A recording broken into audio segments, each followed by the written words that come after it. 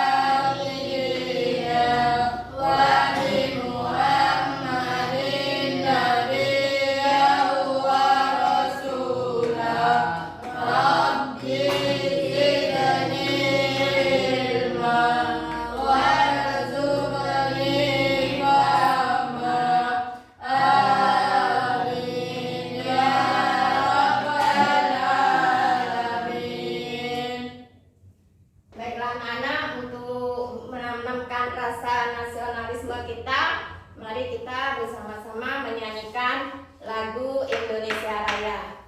Pada anak-anak silakan berdiri terlebih dahulu. Siap.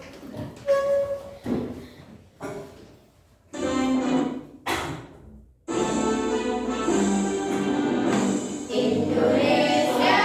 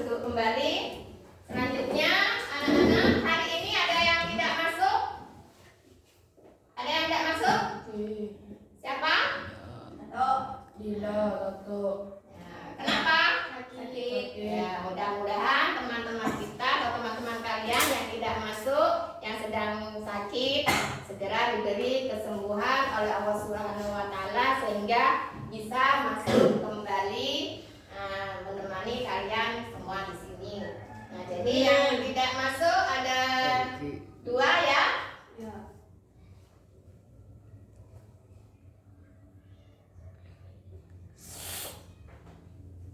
Baiklah anak-anak, pada minggu yang lalu kita sudah mempelajari tentang apa?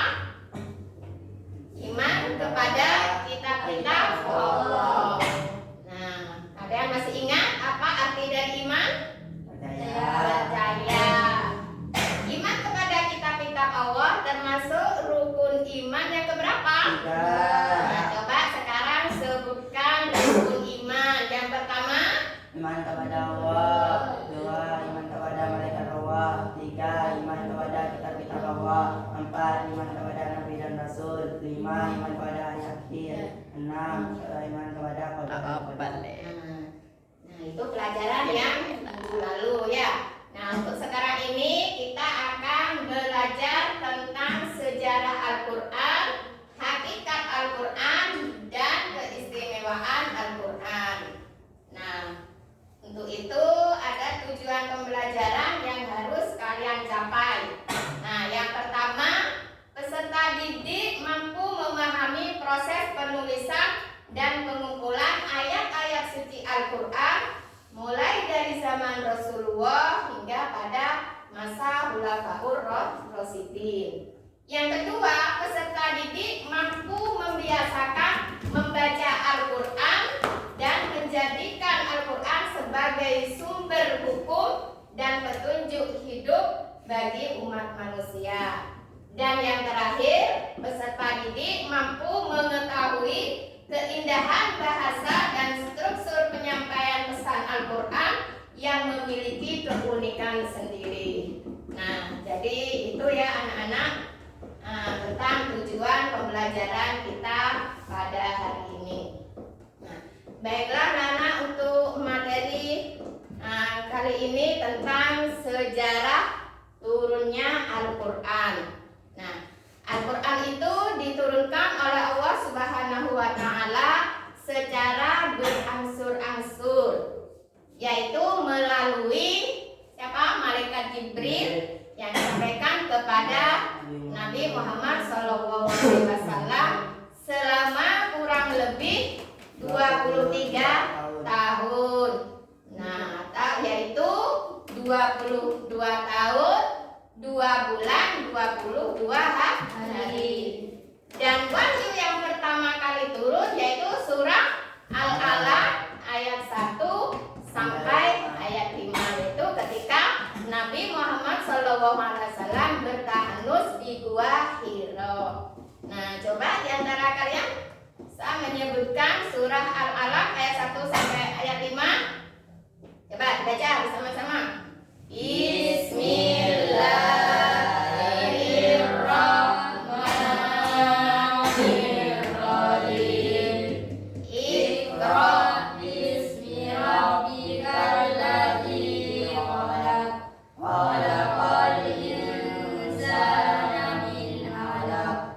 Iqra wa rabbukal akram. Alladzi 'allama bil qalam. 'Allamal insana ma lam ya'lam. Nah, itu ya.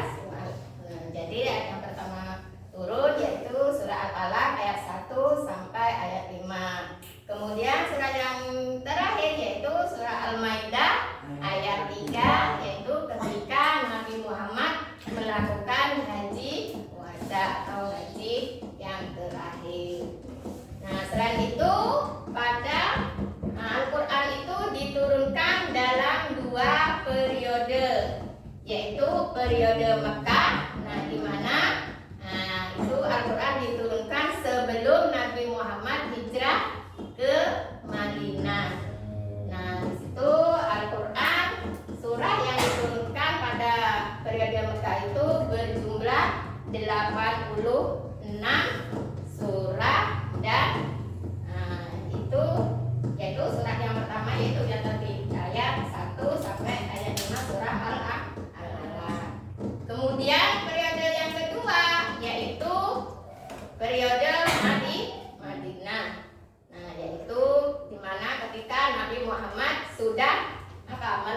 kemudian hijrah ke Madinah.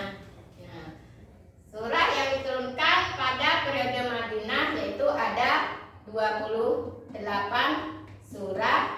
Nah, dan diturunkan selama 9 tahun 9 bulan. Nah, itu tentang seturunnya ayat-ayat Al-Quran dalam 2 periode. Bisa dipahami anak-anak?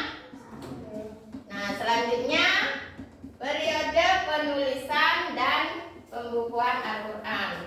Nah, penulisan Al-Quran itu sudah terjadi pada masa Rasulullah. Nah, kemudian periode yang kedua yaitu pada masa Khulafaur Rasyidin. Pada masa Rasulullah penulisan Al-Quran itu sudah dilakukan, tetapi penulisannya dilakukan ya Pak di pelepah-pelepah kurma, kemudian di potongan tulang belulang, di kulit kayu, di batu. Nah, jadi Quran itu ditulis masih berupa lembaran pada masa Rasulullah. Kemudian pada masa Khulafaur Rasyidin yaitu pada masa Abu Bakar As-Siddiq. Nah, kemudian juga pada masa Utsman bin Affan.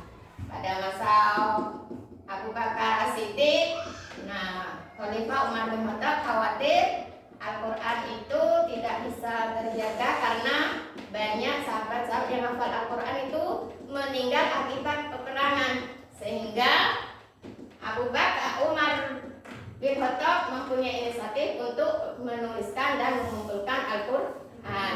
Beliau mengutus Abu Bakar, dan Abu Bakar menyetujui. Kemudian Abu Bakar mengutus siapa yang menulis Al-Quran, yaitu Zaid bin Sabit untuk menulis Al-Quran. Nah, dari sini ada yang ditanyakan? Kalau nggak ada, saya lanjutkan tentang hakikat Al-Quran. Nah, Al-Quran, pengertian Al-Quran. Al-Quran berasal dari bahasa Arab. Nah, berasal dari kata qoro'a yaqra'u Qur'anan, yang berarti bacaan atau yang dibaca. Nah, kemudian Al-Quran secara istilah yaitu kalam Allah yang diturunkan kepada Nabi Muhammad melalui malaikat Jibril. Kemudian bagi yang membacanya bernilai ibadah. Kemudian isi pokok Al-Quran. Nah, isi pokok Al-Quran itu atau isi kandungan daripada Al-Quran itu mengenai apa saja? Yang pertama mengenai akidah, kemudian ibadah, muamalah, tarikh, dan syariat. Nah, semua ada itu termasuk isi pokok kandungan dari ayat-ayat Al-Quran. Nah, selain itu Al-Quran juga mempunyai nama-nama lain selain Al-Quran, yaitu nama lain dari Al-Quran apa? Alkitab. Alkitab berarti buku artinya. Kemudian Al-Furqan, arti dari Al-Furqan yaitu pembeda. Yang ketiga yaitu An-Nur, yang berarti cahaya. Kemudian Az-Zikri yaitu peringatan. Kemudian Al-Huda, petunjuk. Kemudian Al-Bayyinah yang berarti keterangan. Nah, itu tentang apa? Nama-nama lain dari Al-Quran. Selanjutnya tentang keistimewaan Al-Quran. Nah, keistimewaan dari Al-Quran yaitu sebagai mukjizat terbesar bagi Nabi Muhammad SAW. Selain sebagai mukjizat, Al-Quran itu terjamin keasliannya, sudah dijaga oleh Allah. Nah, karena tidak ada yang bisa menandingi Al-Quran. Al-Quran. Nah, selain itu Al-Quran juga apa? Sumber segala ilmu pengetahuan. Dan Al-Quran tidak pernah berubah dari zaman dahulu sampai zaman sekarang. Nah, Al-Quran itu sesuai dengan apa? Dengan perkembangan zaman sampai sekarang. Baiklah anak-anak, dari apa yang sudah Ibu sampaikan, mungkin ada yang belum dipahami, ada yang ditanyakan? Ya ada? Nah, baiklah, kalau nggak ada, saya mencoba bertanya. Tadi sudah Ibu jelaskan tentang pengertian Al-Quran. Apa arti Al-Quran?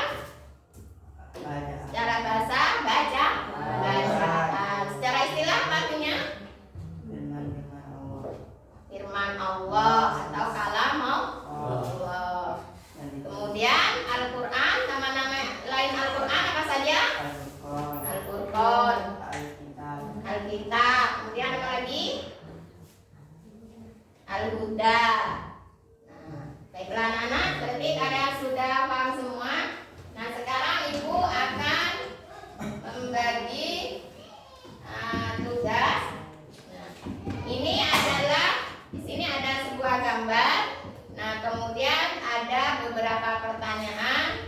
Nah, pertanyaannya itu kalian jawab. Nah, ini sudah kalian bagi 3 kelompok ya. Nah, didiskusikan dengan teman sekelompok kalian. Nah, jawabannya ditulis. Nah, nanti kalau sudah selesai bisa dipresentasikan ke depan.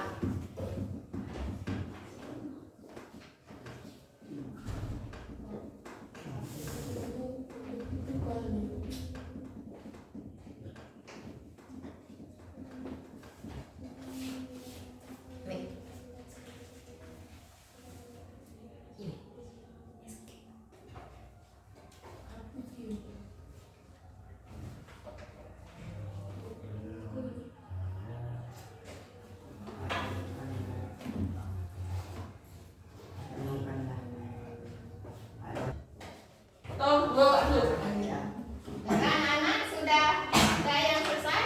Ya. Ayo kita maju ke depan. Dibaca hasil dari kalian mengamati gambar dan hasil jawabannya. Apa saja nama-nama kitab tersebut? Kitab-kitab itu ada 4, yaitu kitab Taurat, kitab Zabur, kitab Injil, dan Al-Quran. Kepada siapa saja Allah memberikannya?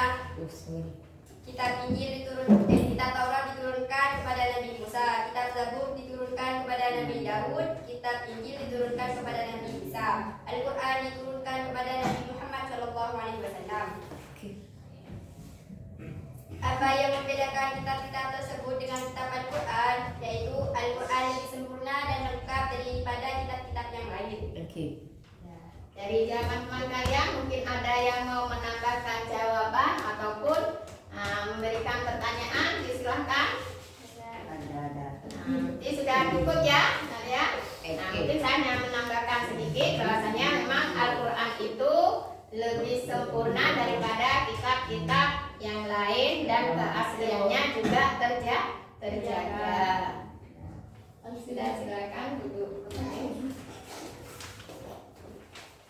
Nah, baiklah anak-anak, sebelum kita mengakhiri pembelajaran kali ini, nah ini saya akan membagikan lembar kerja peserta didik atau LKPD. Nah, ini kalian isi. Ini kalian isi, kalian kerjakan.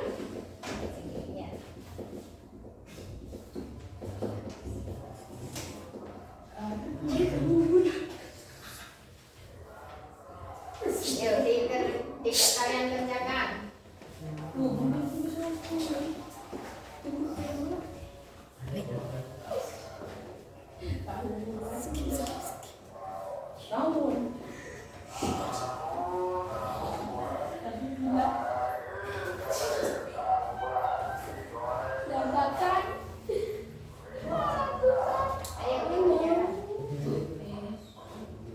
Ayo,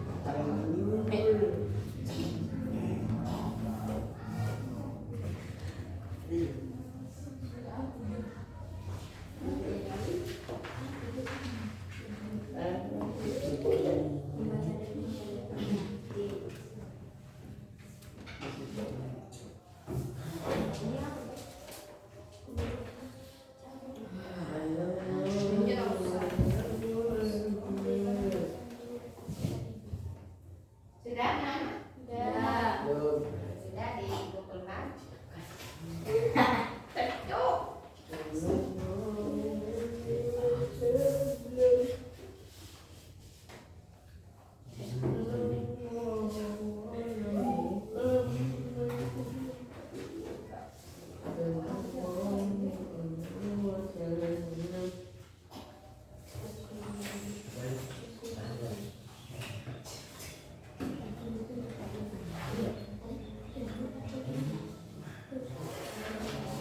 Sudah.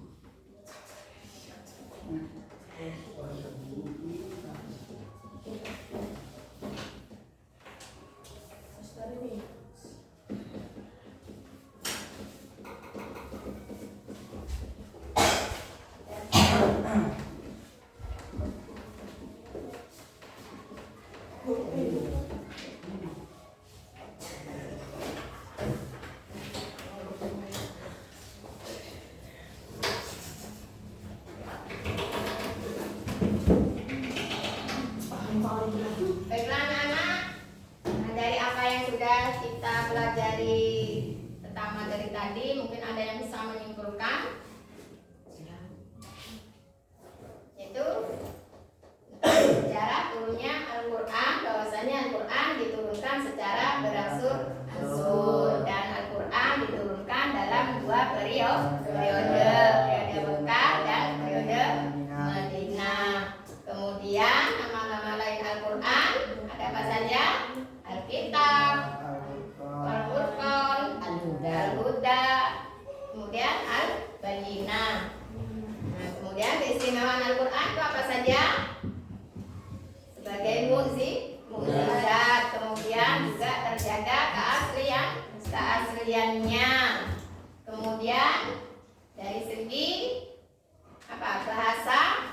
Bahasanya, dari keindahan bahasanya Al-Quran itu mempunyai nilai sastra yang tinggi dan dari segi bahasanya.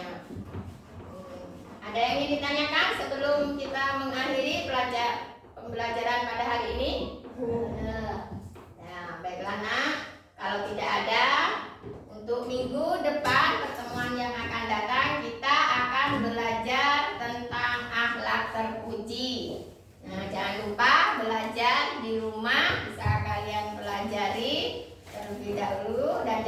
lupa juga untuk selalu membiasakan membaca